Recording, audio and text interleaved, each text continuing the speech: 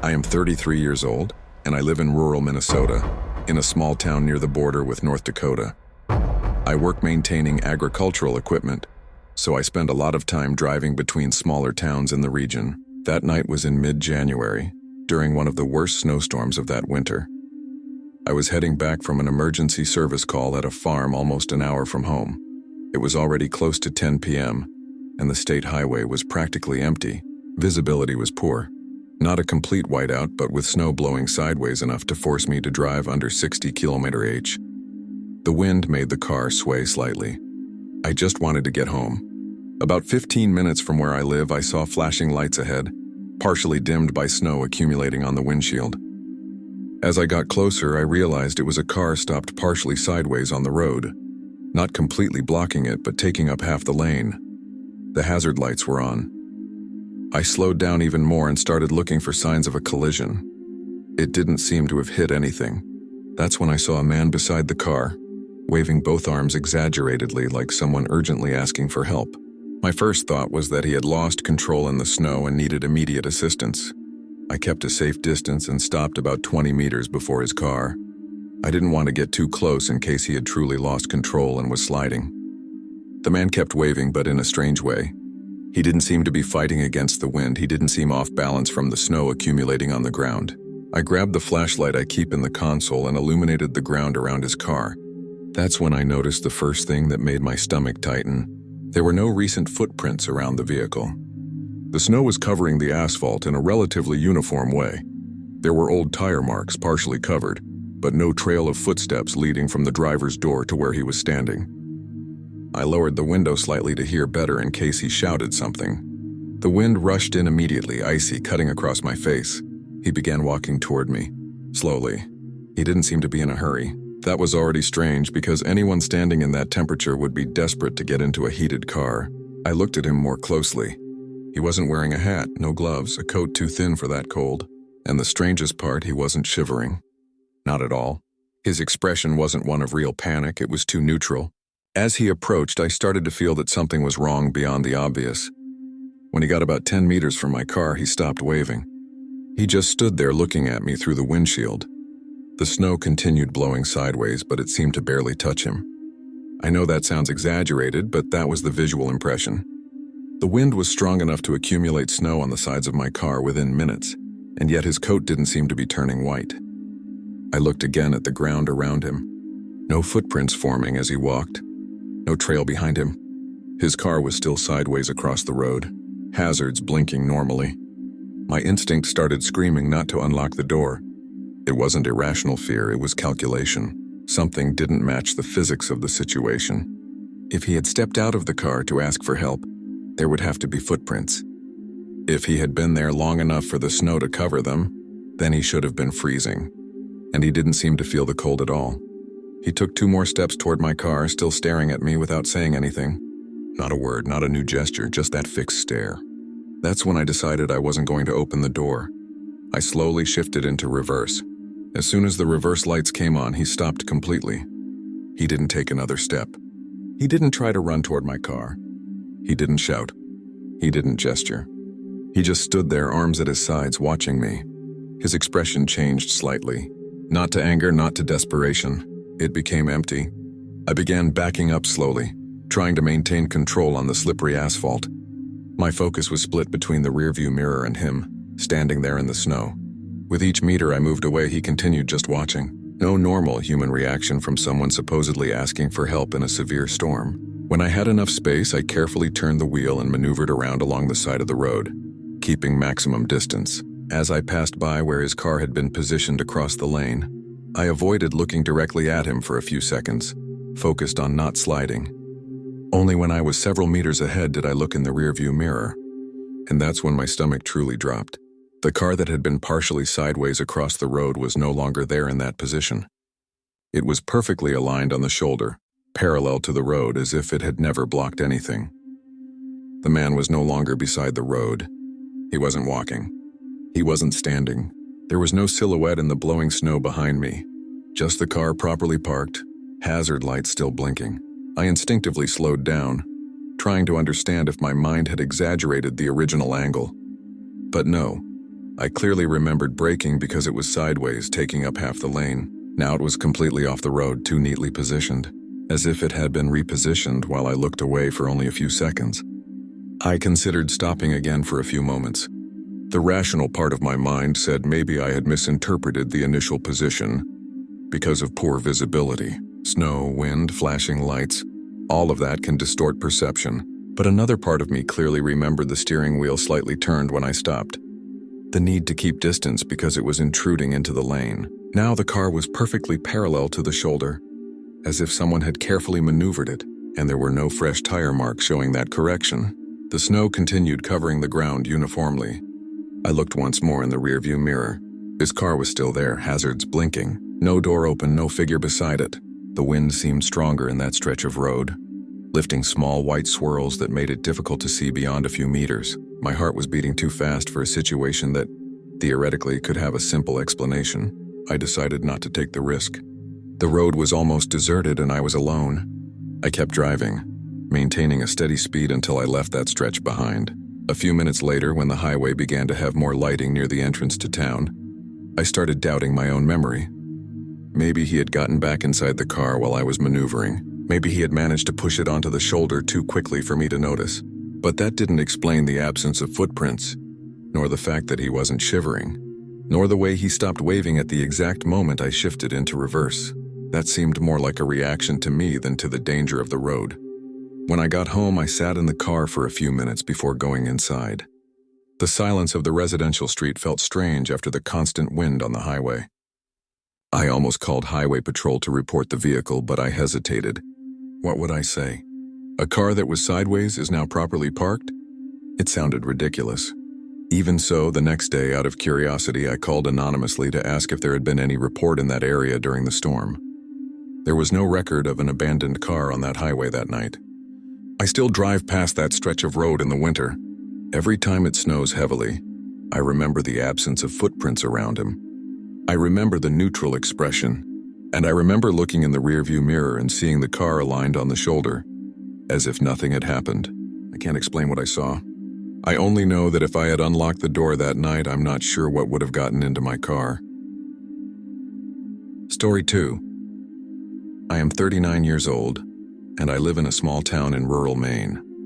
I got divorced at the beginning of last winter and stayed in the house we shared because it was simpler than selling everything at that moment. The street is residential and quiet, with houses spaced far apart and a lot of silence after 7 p.m. in the winter. The house next to mine belongs to an older couple who spend the cold months in Florida. I know this because I had spoken with them several times before. They always shut everything down, turn off the water, leave the blinds almost completely lowered, and leave until spring. That house stays completely empty for months. The first times I noticed something strange, I tried to ignore it. It had been snowing almost every night that week. I have a habit of looking out my bedroom window before going to bed, more out of routine than anything else. On one of those nights, I saw a light turn on in the second floor of the house next door.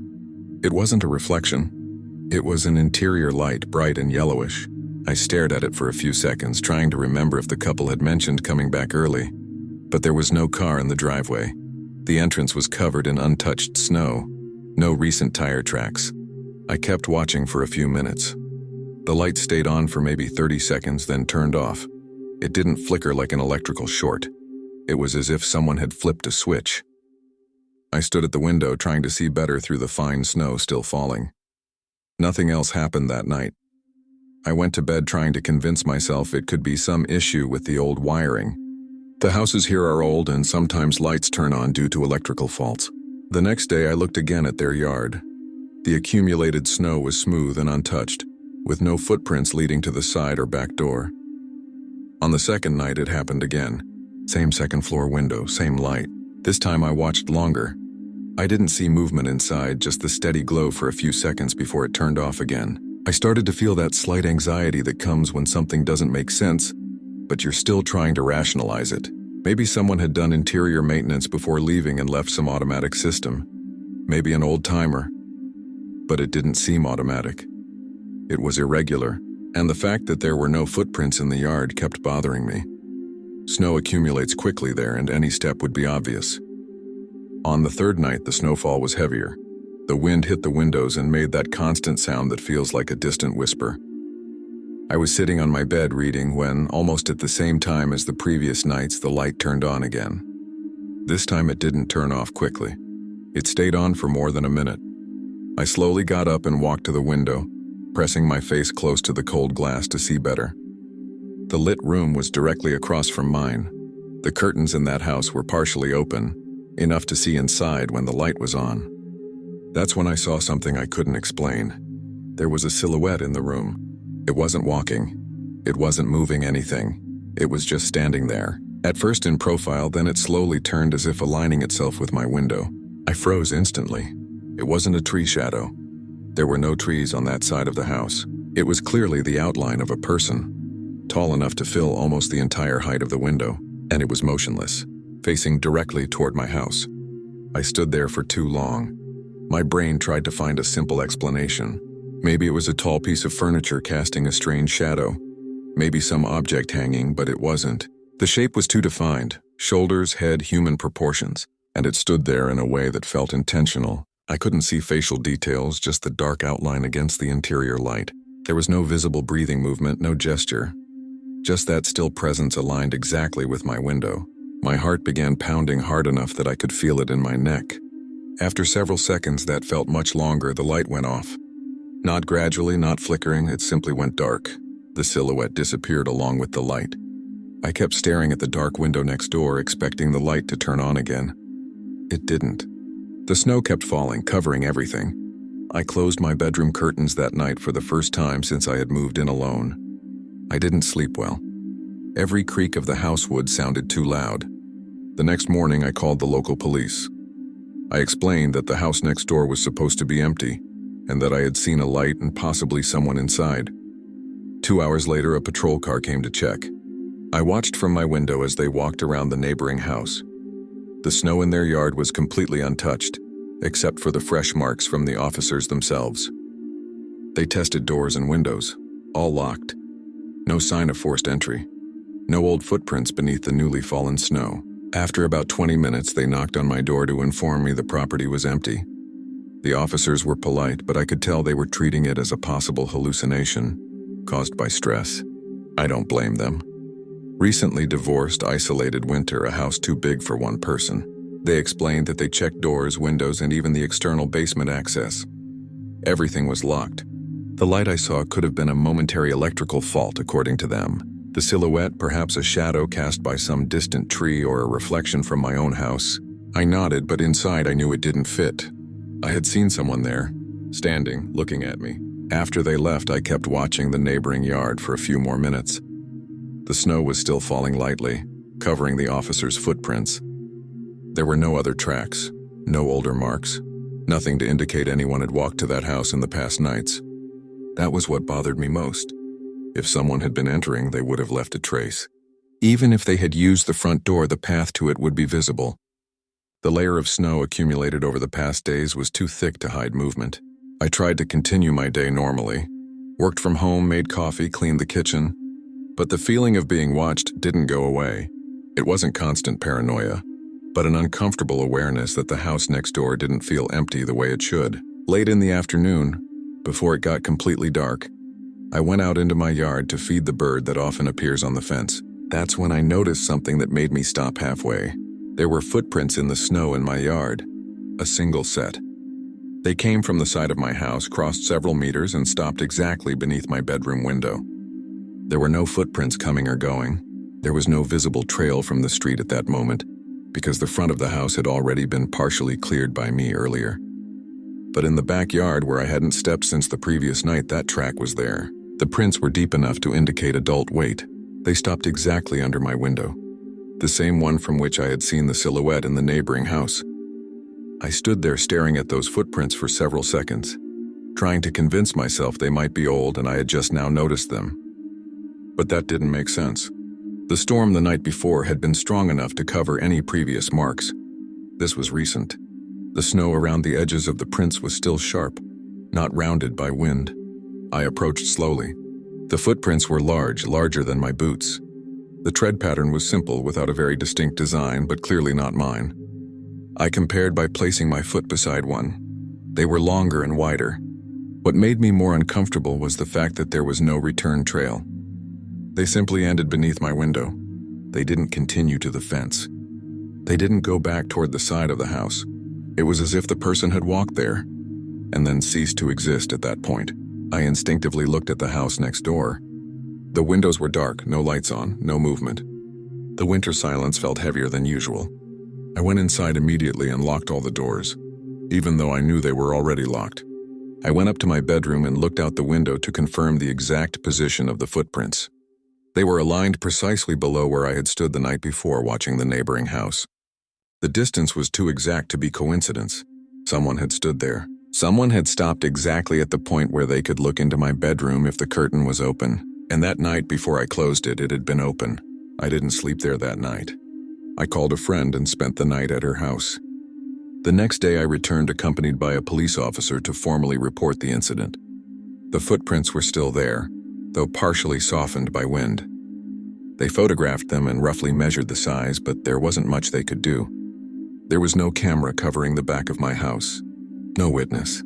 The house next door remained officially empty. No sign of forced entry was found again.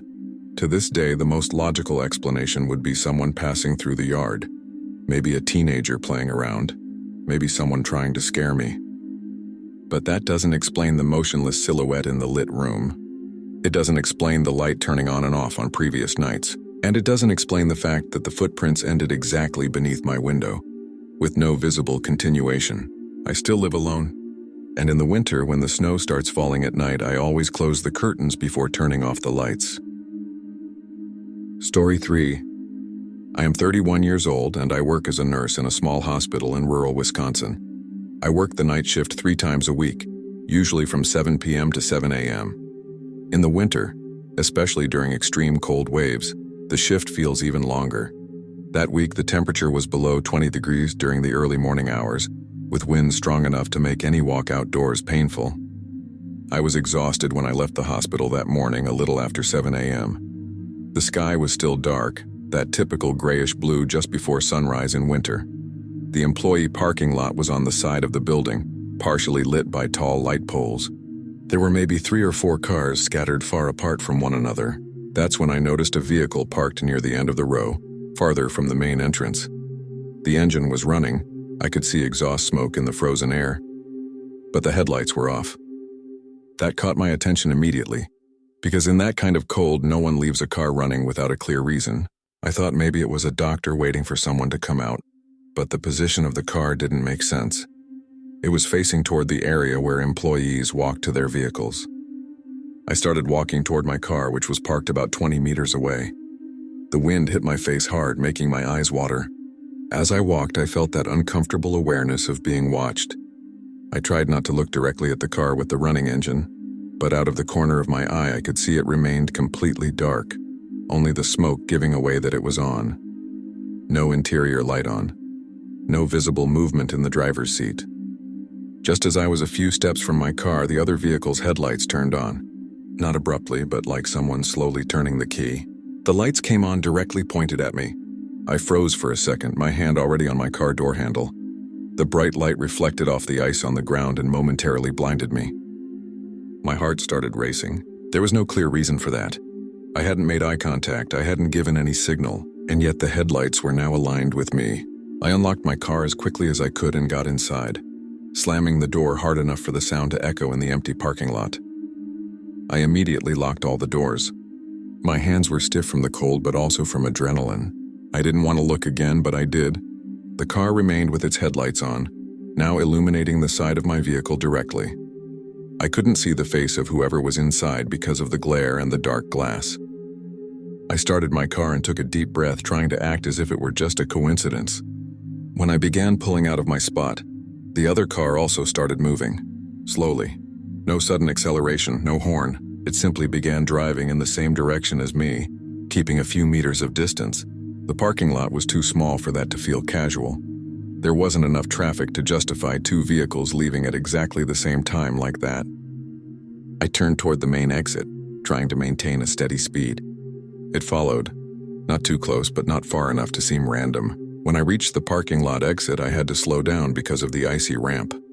The car behind me slowed too, maintaining the exact same distance. No horn, no high beams, no gesture, just following. I tried to rationalize. Maybe it was another employee who had parked far away. Maybe I was exaggerating because of exhaustion, but then I did a simple test. Instead of turning right toward my house, I turned left in the opposite direction, toward downtown. It turned as well. My stomach dropped at that moment. It wasn't a coincidence.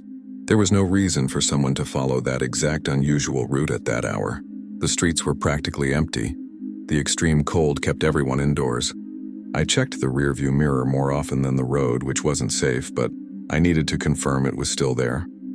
It was same distance, same speed. No attempt to pass. No attempt to get too close. It was as if it was simply accompanying me. I decided then that I wasn't going home. Instead, I turned again, this time toward the local police station, which was about 5 minutes away. I didn't make any sudden movements. I just followed a route I knew ended there. The car behind me maintained the pattern. It followed every curve, every traffic light. My heart was pounding hard enough that I could feel it in my hands. I started imagining scenarios. Someone waiting for nurses to leave their shifts alone. Someone choosing whoever seemed more isolated. I was alone on that street. When I turned onto the street that led directly to the police station, I saw in the rearview mirror that the car was still there. The station was in a more illuminated area, near the City Hall building. I thought that when it realized where I was going, it would give up. But it kept going. Then, 2 blocks from the police station entrance, the car slowed down. It didn't turn immediately. It just lagged slightly behind, as if deciding. My heart was in my throat at that point. I kept driving steadily without accelerating too much so it wouldn't look like panic. That's when it turned right onto a side street, before reaching the intersection near the station. It didn't speed up, it didn't skid. It simply turned calmly and disappeared from my line of sight. I continued driving into the police station parking lot anyway. I parked, but my hands were shaking when I turned off the engine. I sat there for a few seconds, staring at the empty rearview mirror, trying to understand whether it had been paranoia or something much worse. I went inside the station and reported everything to the officer on duty. They took it seriously, especially because the hospital parking lot is known to be isolated at that hour. One of the officers went out with me in a patrol car to drive around nearby streets, trying to locate the vehicle. We found nothing. No car parked with its engine running. No matching vehicle driving around the area. The extreme cold made the air feel heavier and the streets were almost too deserted. It was as if the car had simply evaporated after turning that corner. The next day, during my afternoon shift, I spoke with hospital administration. I asked them to check if there was any record of which vehicle had been parked in that area that morning. Employee parking requires license plate registration. No plate matching the car I described was registered among employees or patients that night. The exterior cameras showed my car leaving, and a few seconds later, the vehicle behind me. The image wasn't clear enough to read the plate, but it confirmed it had been there. There was no record of that car entering during the shift. It wasn't listed among emergency visitors. What disturbed me the most wasn't just being followed. It was the patience of that car. The engine was already running before I came out. The headlights only turned on when I was a few steps from my vehicle. It didn't try to pass me. It didn't try to force contact. It just followed. The next day, I learned that another nurse had left earlier that morning, but she hadn't seen any suspicious car. That means it was there, either waiting for someone specific or just waiting for the right person to leave alone. Since that morning, I never walked distracted to my car in the winter. I scanned the entire parking lot before leaving the hospital. And every time I see exhaust smoke in the cold before sunrise, my stomach tightens, because I know that morning that car wasn't lost. It was running, strategically parked, waiting for someone to walk out alone in the extreme cold. And when it realized I wasn't going home, it simply decided to look for another place to wait. Story 4. I am 37 years old and I live alone in an isolated cabin in the mountains of Colorado, about 25 minutes from the nearest town. I work remotely for a software company, so I basically only drive down to town once a week to buy supplies. In the winter, especially after heavy storms, I can go days without seeing another car pass on the dirt road that leads to my property. That week it had snowed all night. I remember waking up a few times to the wind hitting the wooden walls and the heavy sound of snow accumulating on the roof. When I got up around 8 a.m., the landscape was completely white and silent. That typical silence after a heavy snowfall, as if the world had been muffled. My first thought was to clear the driveway before the snow froze. I put on my boots, grabbed my heavy coat, and opened the front door. As soon as the door opened, I felt the freezing air hit my face and automatically looked down at the porch floor. That's when I saw the footprints. They came from the tree line, crossing the open space all the way to my porch. They weren't old, partially covered marks. They were fresh, well-defined, deep enough to show part of the sole pattern. I followed the path with my eyes. They came straight from the forest and stopped exactly in front of my door. There were no footprints leading back. I stood in the doorway for a few seconds trying to understand. The snow had fallen heavily all night. I knew that because I had woken up several times with the wind hitting the windows. If those footprints were there, it meant someone had walked to my house after the storm eased, probably near dawn. They were large, clearly from an adult, and they did not match the pattern of my boots. I compared them right there, placing my foot beside one. They were longer and wider. What bothered me most wasn't the size. It was the fact that they simply ended at the door. No side marks, no jump to the side, no return trail. I slowly stepped onto the porch, being careful not to step on the prints. I looked around, examining the space surrounding the cabin. The yard was completely smooth except for the single path coming from the forest. I walked around the cabin, following the line of the walls. I checked the windows. All closed, partially covered by snow accumulated along the edges. I went to the side where the small tool shed is, no footprints there. The back of the house was intact. The roof had a thick, even layer of snow with no sign of anyone having climbed or slid on it. If someone had entered, it wasn't visible from outside. I went back to the front of the cabin and stared again at the point where the footprints ended. They were aligned directly in front of the door, as if the person had stood there for a few seconds. The depth indicated the weight had been distributed statically, not like someone just passing by. I crouched down and touched the edge of one print with my glove. The snow was still loose enough to indicate they hadn't been made hours earlier. They weren't frozen solid. That meant the person had been there shortly before I woke up. I went back inside and locked the door immediately, even though I already knew it was locked. I spent the rest of the morning trying to work, but I couldn't focus properly. My desk is near a side window, and every time I heard the wood creak from contracting in the cold, my body reacted. The rational part of me said it could have been a lost hunter, someone walking too early, maybe even someone curious who decided to walk back by stepping exactly into their own footprints. But that didn't explain the absence of any visible overlap. The snow didn't show a double layer. Around noon, I decided to go out again to check the footprints before the weak sun started to distort them. They were still exactly the same. No new tracks had formed. The path to the forest remained single. I followed the prints back to the tree line. As I approached, the silence of the woods felt heavier. There was no return track going back into the trees. The path simply disappeared into the forest shadows where the snow was more irregular. I walked a few meters into the forest, following the marks while they were still visible. Inside, the snow was less uniform because of the trees, but the trail continued clearly for a few steps. Then it simply blended into areas where the snow was more compacted by fallen branches. There was no clear continuation. I stopped there. It didn't make sense to go deeper alone. I returned to the cabin with that constant feeling of being watched, something I normally don't feel living there. I've always liked the isolation. That day, the isolation felt different. I spent the entire afternoon checking doors and windows again. The cabin is small. 2 bedrooms, a living room, kitchen, 1 bathroom, and a low attic where I store tools. I climbed into the attic to make sure there were no vulnerable points. Everything intact. No sign of displaced wood, no screws tampered with. I was starting to convince myself that maybe someone had approached, realized the house was occupied, and simply walked back, stepping exactly into their own tracks. It was the only logical explanation that still held up. It was already getting dark when I noticed something I hadn't seen before.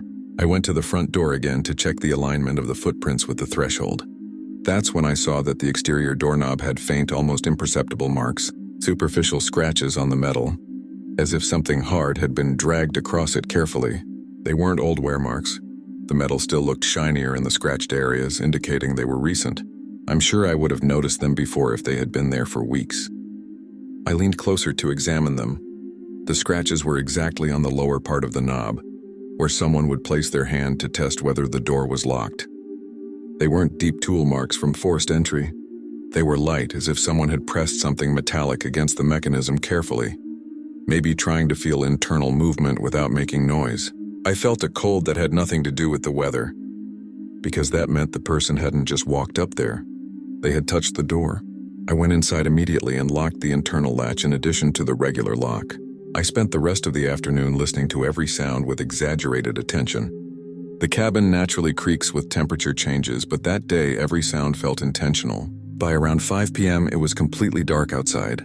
The overcast sky made the forest even more opaque. I tried to focus on work to distract my mind, but the image of the footprints ending at the door wouldn't leave my head. That night, before going to bed, I went to the side window that faces the forest.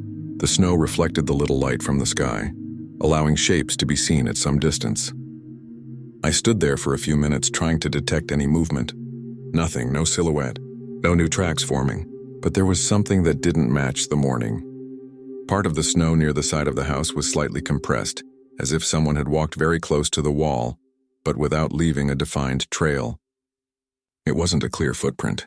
It was more like distributed pressure. The next morning, before even opening the door, I looked through the living room window that also faces the front of the house. The footprints were still there, intact. No return marks had appeared during the night. No new trail. That completely eliminated the hypothesis that the person had simply walked back along the same path. Because if they had done that before I woke up, there would have been some sign of overlap, and there wasn't. I couldn't find any solid explanation. If someone had left along the same path, the prints would show double compression. If someone had entered, there would be a continuous trail inside the house. But there wasn't. The only logical conclusion left was the one I least wanted to consider. The person who made those footprints did not leave by the front. And if they didn't leave by the same path, then they had to have left some other way. The problem is I checked every window, every inch of the structure, and nothing indicated forced entry. I still live in the same cabin. In winter after snowstorms, I always wake up before sunrise and check the front of the house through the window before opening the door. To this day, I have never seen footprints stopping there again. But the scratches on the doorknob remain, and every time I run my finger over them, I remember that someone walked from the forest to my door and did not walk back the same way. Story 5. I am 22 years old and I study in Burlington, Vermont, but I grew up in a small town further inland in the state. Last winter, my parents decided to travel for 10 days to visit my aunt in Florida and asked me to stay at the house to take care of the heating and collect the mail. I was on college break, so I agreed. Their house is on a quiet street, only a few houses scattered around, a lot of space between them. And in the winter, it feels even more isolated. That specific night, it was snowing heavily. One of those storms that turns everything white within hours. I had been alone since the morning and had already gotten used to the heavy silence that snow brings. Around 8 p.m., while I was in the living room watching something on TV, my phone rang. Unknown number, no caller ID. I normally don't answer, but since I was waiting for a delivery confirmation for the next day, I thought it might be that. I answered with a normal hello. The voice on the other end was male, far too calm. He asked in a simple tone as if he knew me. "Are you managing to keep the house heated by yourself?" The way he said the word yourself made me freeze instantly. It wasn't a generic question, it was specific. I hung up immediately without responding. As soon as I did, I stared at my phone screen for a few seconds, hoping it was some kind of prank from a college friend. But it didn't make sense. My friends knew I was at my parents' house, but no one knew I was alone that specific night. My parents had left that morning and don't usually post anything on social media. I looked at the number again. I didn't recognize the area code. My heart was beating faster than it should for just a strange phone call. I tried calling back on impulse. The call didn't even go through. It went straight to something like out of service. Not even 5 minutes passed before the power in the house went out. Everything went dark at once. The TV shut off. The heater stopped making its constant sound, and the silence became too heavy. The only sound left was the wind hitting the side of the house and snow striking the windows. I grabbed my phone to use as a flashlight and noticed the signal had completely disappeared. No bars. That's common during storms, but the sequence is what made me uneasy. Strange call, power going out, signal disappearing. All within minutes. I walked slowly to the kitchen, using my phone's light so I wouldn't trip. My parents' house is old, with wooden floors that creak when the temperature changes. Every creak in that darkness sounded too loud. I grabbed some candles from the drawer near the sink and tried to light them with a lighter my dad keeps there. My hands were slightly shaking. I'm not sure if from the cold beginning to seep in or from tension. With the heating off, the air already felt heavier. The house felt too silent without the hum of the system running. That's when I heard the first sound from outside. It wasn't loud. It was the muffled sound of something stepping on accumulated snow. Anyone who has heard it knows the specific sound snow makes when someone walks over it. A compressed, irregular crunch. I froze in the middle of the kitchen, holding the lighter lit a second longer than I should have. The sound came again, closer now to the side of the house. It wasn't wind. Wind makes snow hit the windows, not create rhythmic steps. They were footsteps, slow, circling the house. I turned off the lighter immediately and stood completely still, trying to listen better. The sound continued, spaced out like someone walking carefully to avoid slipping. I considered it might be a neighbor checking something because of the power outage. But no one lives close enough to just show up like that without calling first. And besides, who would walk around someone else's house in the middle of a storm at night? I slowly approached the side kitchen window but didn't dare press my face to the glass. I just stood close enough to try to see any shadow moving outside. My phone still had no signal. I tried again instinctively, lifting the phone higher as if that would help. Nothing, no bars. Battery at 42%. I thought about calling 911 as soon as signal returned, but at that moment there was nothing I could do except stand there listening. The footsteps changed direction. Instead of circling the side of the house, they seemed to head toward the back, where the fence separates our yard from the empty lot next door. With each step, I felt my stomach tighten. Then I heard something metallic, a short sound like metal scraping against metal. The side fence has a simple gate with a latch that makes exactly that sound when opened. I am absolutely certain that's where it came from. My body reacted before my mind did. I ran to the living room and grabbed the key to the back door that always hangs near the bookshelf, just to confirm it was locked. It was. I turned the latch again to make sure. I stood in the living room with all the lights off, holding my phone as if it could somehow protect me. The wind continued hitting the walls, but now I could clearly distinguish when it was wind and when it wasn't. There was another step in the snow, very close to the living room window. I heard the sound of snow being compressed right beneath the glass. It was too close. I held my breath automatically. I didn't hear talking. I didn't hear anyone trying to force the door. Nothing like that. Just presence. Someone outside standing still enough that the snow stopped making noise. I wanted to believe it was paranoia caused by the earlier phone call. Maybe a heavy branch falling. Maybe ice sliding off the roof. But I've lived in that house since I was a child. I know how to tell those sounds apart. This was someone walking carefully. After several seconds that felt much longer, I heard the metal gate again, this time clearer as if it had been pushed closed. Immediately after, absolute silence. No footsteps walking away. No running, just the wind reclaiming the soundscape. I stood there for at least 5 minutes, trying to decide whether I should go out and check or stay quiet. My phone still had no signal. The house was beginning to cool without the heating. I thought about going down to the basement to check the breaker panel, but the idea of going down there at that moment scared me more than it had even when I was a child.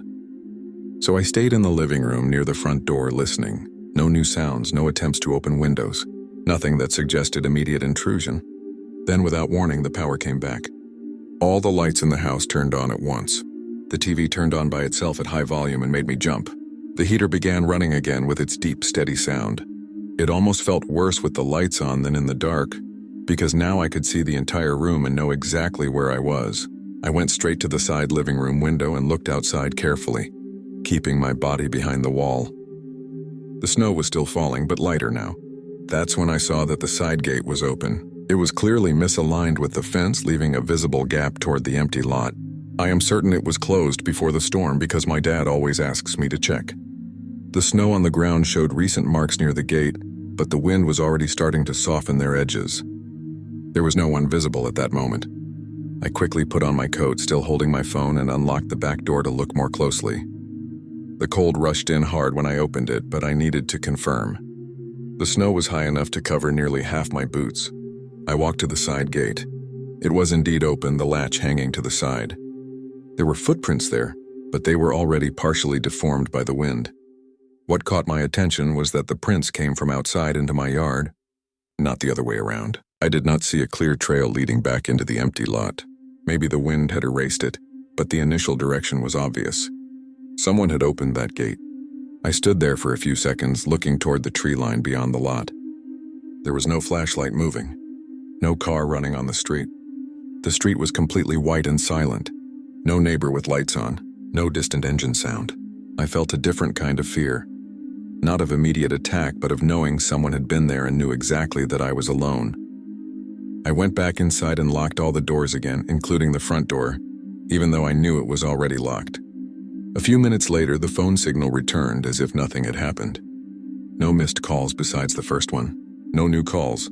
I considered calling the police, but what would I say? That I received a strange call and heard footsteps during a power outage? I knew how that would sound. I spent the rest of the night awake in the living room, with all the lights on. No new attempt at contact happened. The phone didn't ring again. The unknown number never called back. The next day, I asked the neighbors if they had seen anyone walking on the street during the storm. They all said they stayed inside because of the extreme cold. No one saw anything. What still bothers me isn't just that someone opened the gate. It's that the call happened minutes before the power went out, and the question wasn't generic.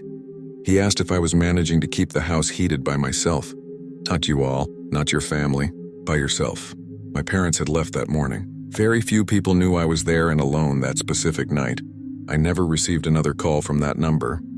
I never saw anyone again in the yard. But since that night, every time I stay alone in that house during winter, I close the curtains before it gets dark and check the side gate more than once. Story 6. I am 40 years old and I live alone in a small house near a lake in rural North Dakota. It's not a house isolated in the middle of nowhere, but the other properties are a good distance away, especially in winter, when many people leave for the nearest larger town. I work maintaining agricultural machinery, and at this time of year the workload slows down considerably. That winter was especially cold. The lake had completely frozen weeks earlier, forming a thick layer of ice that many people use for ice fishing during the day. At night, however, almost no one ventures out there because of the extreme cold. That early morning, I woke up around 2:30 a.m. to a strange sound coming from outside. It wasn't loud enough to seem like an explosion or anything urgent, but it was repetitive enough to pull me out of sleep. They were rhythmic knocks, spaced apart, echoing across the surface of the lake. Anyone who lives near a frozen lake knows that ice cracks due to thermal contraction. I had heard those sharp cracks many times before, but this was different. It wasn't a single sharp crack. It was regular pounding, like something heavy striking the ice at constant intervals. I lay there for a few seconds trying to identify the pattern. The sound was coming from the lakeside, not the road. They were firm hits with a 2 or 3 second gap between each one. At first I thought it might be someone using a manual ice auger for fishing, but no one does that at 2:30 in the morning, especially with temperatures below 25-degree C. Besides, the sound was too far out to be near the shoreline where people usually fish. It seemed to be coming from closer to the center of the lake. I slowly got up and walked to the living room window that has a direct view of the water. I didn't turn on any lights so they wouldn't reflect on the glass. The lake's surface was almost completely white under the faint light of the moon and a distant street lamp by the road. At first I saw nothing, just the frozen emptiness. Then I noticed a small point of light in the middle of the surface. It was faint, yellowish, a flashlight. It was moving slowly, not running, not shaking, moving in a straight line. I stood there watching, trying to understand what someone would be doing so far from shore at that hour. The light seemed positioned more or less in the direction of my house, but still at a distance. The pounding continued, now clearer.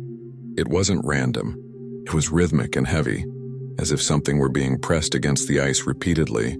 I considered again the possibility of ice fishing, but the sound didn't have the continuous vibration of a manual auger. It sounded more like solid impact. After a few minutes of watching, I noticed something that made me swallow hard. The light wasn't stationary. It was getting closer to the shore. With each interval between the impacts, it seemed a few meters nearer. Not running, not in an erratic line, direct, as if whoever was out there was walking toward my property. The lake is wide, and there are several houses around it, but the trajectory seemed aligned exactly with the area behind my house. I thought about going outside to shout, But the idea of opening the door and facing that extreme cold without knowing who was out there didn't seem smart. I grabbed my phone to check the time again. 2:47 a.m. Weak signal but present. I considered calling the local sheriff but hesitated. What would I say? There's someone walking on the lake? It's not illegal. People ice fish, just not at that hour. And not like that. I kept staring through the window, trying to make out the silhouette behind the light. It was hard to see details because the flashlight was pointed downward, illuminating only the ice ahead of the person, but I could make out a tall figure wearing something dark and bulky, probably a heavy winter coat. The pounding stopped for a few seconds. The light remained still.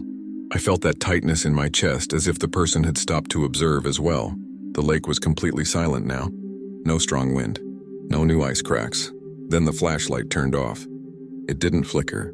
It didn't fall. It simply went dark. The point of light disappeared into the white darkness. I kept staring at the same spot, waiting for it to turn back on. It didn't. Was the figure still there? I couldn't tell. Without the light, the person blended completely into the nighttime landscape. What disturbed me most was that the flashlight's last position was much closer to the shore than when I had first noticed it. Close enough that, if the person kept walking, they would reach my yard in just a few minutes. I stood there motionless for at least 5 minutes, trying to detect any further movement. No sound of footsteps on ice. No new impacts. Nothing. Just the heavy silence of a frozen early morning. Eventually I went back to bed, but I couldn't sleep. I lay there listening for any noise outside until dawn. When the sky began to lighten around 7 a.m., I went outside wearing as many layers as possible. The cold was biting, the kind that makes the air hurt your nose when you breathe. I walked to the edge of the lake, following exactly the line where I had last seen the light. At first glance, the ice surface looked uniform, but as I got closer, I saw marks. They weren't clear footprints like in soft snow, but slightly scratched and compressed areas as if heavy boots had pressed onto ice covered by a thin layer of frozen snow. I followed those marks to a point a few meters from the shoreline of my property. That's where I found the hole. It had been drilled through the ice, unclean and circular, but far too large for normal ice fishing. I've ice fished many times and I know the standard hole size. This one was at least twice the usual diameter. The inside was dark. Impossible to see the bottom because of the nearly black water beneath the ice. Around the hole there were marks indicating that something heavy had rested there for a while. I looked around for any other sign. No second hole. No abandoned equipment. No clear trail leading back toward the center of the lake. The marks seemed to end there, near the hole and close to the direction of my house. I didn't see a sled. I didn't see a bucket. I didn't see anything someone would normally use for night fishing. I went back inside with a feeling that's hard to explain. It wasn't just curiosity. It was the awareness that someone had been walking on the lake in the middle of the night, in a straight line toward my house, drilled a hole near my shoreline, and turned off their flashlight when they got close enough. I never found out who was there. No neighbor reported fishing that night. No additional tracks appeared in the following days. The lake freezes every winter, but since that early morning, whenever I hear cracks in the ice at night, I pay more attention than I used to, because I know the difference between ice adjusting to the cold and heavy footsteps slowly walking toward my house. I'm really grateful for staying until the last minute. It's always good to know that you're here, listening to every detail. If you liked it, comment which part was the scariest for you. And of course, sign up to keep listening to stories as dark as this one. See you in the next video.